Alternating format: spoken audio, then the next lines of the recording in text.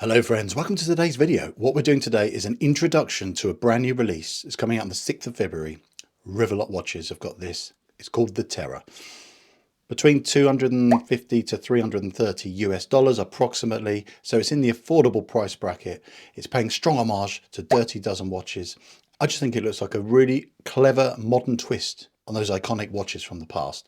So have they done a good job? Is the watch any good? This is just an introduction. Shall we have a closer look and you'll be the judge.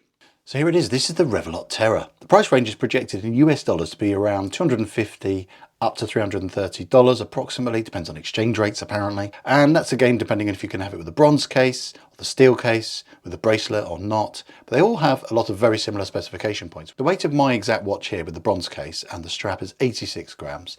I'm thinking 130 grams approximately for the one in steel with the bracelet. So that, again, that's a nice relatively light watch. The cool thing about the bracelet option is it has the glide lock quick adjust clasp, which is awesome. And it has screw pins for the links. So slightly higher end features on that bracelet, which is really good. And this has got the FKM and Cordura strap. Different colorways are available. This is sort of the gray dial. So sizing, this is a 38mm case size, 44mm long, 20mm lug width. The crown is a screw down crown.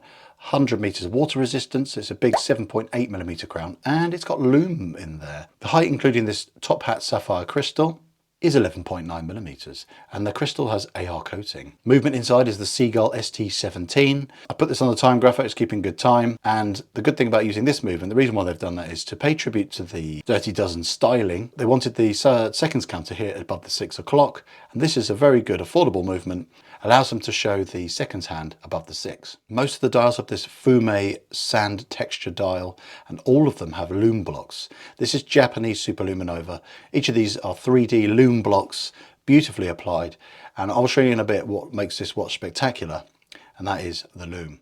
Hands are lovely, big bronze hands, brushed and polished. They look like giant swords in there, very clear and easy to read. So now I've introduced what you're kind of getting for your money and as a ballpark. Let's have a quick look through the watch from front to back. So we'll start with the front. I do like this textured dial. It's been really nicely executed, and the sub-dial for the seconds hand is really nice. That's all loomed as well. Lovely, big, bold dial. 38mm case size, so it's nice when it has a big dial, so it helps the watch look bigger than it actually is, but it's still a compact watch. If I was to have a criticism very early on, I think it is relatively chunky for a field watch with this movement in it. I think 100 meters water resistance helps justify that thickness back again slightly, but it's got the right proportions, and I think that's an important thing to note. If you've got something which is on the calipers, say nearly 12mm thick, as long as everything works proportionally, it doesn't matter.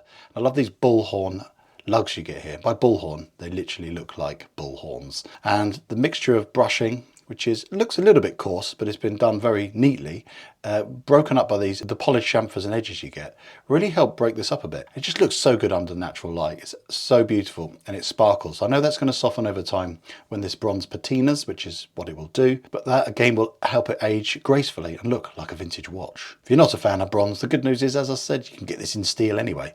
I like the domed top hat sapphire, and the good thing about sapphire, scratch resistance, and with the AR coating, it still has optimum clarity. The movement inside, it's got a lovely winding feel actually. I've had this movement before in other watches, but this just feels really smooth when you're winding it. You don't notice the rotor on your wrist, it's not wobbling around in there. The screw down crown screws and bites perfectly, the crown being nearly 8mm in size, easy to grab hold of, really easy to screw down. And being rubber on the underside here with FKM and nice water resistant Cordura on top, that just makes this watch look like a rugged field watch, but it just looks classy. It looks like a very nicely executed strap. Plenty of adjustment here. I have a 7¼ inch wrist. I normally go into the 5th hole and it fits me beautifully. I've got more scope for adjustment, so it's looks good on my wrist. You know, it doesn't look too small. 44mm long normally is quite a small short watch, but I think this works. I'm going to show you now what I think is the top reason why this watch is so exciting. As a lume junkie, I just love it. Just check this lume out. I know the camera can make it look slightly better than usual, but this genuinely is this good. I just love these 3D Arabics. They just really help the lume be as bonkers as it actually is. If anything, this shows how the hands need to be slightly stronger in lume. I mean, the camera doesn't pick it out, but everything is just so solid. Even that lovely blob of lume inside the crown. It's just such a fun thing to do. For someone who just loves really clear to read watch, a 38mm watch with this much legibility and clarity is absolutely spectacular. For this kind of money, to have this 3D cut out, beautifully applied lume markers is so good. There's not many people that do this for this money.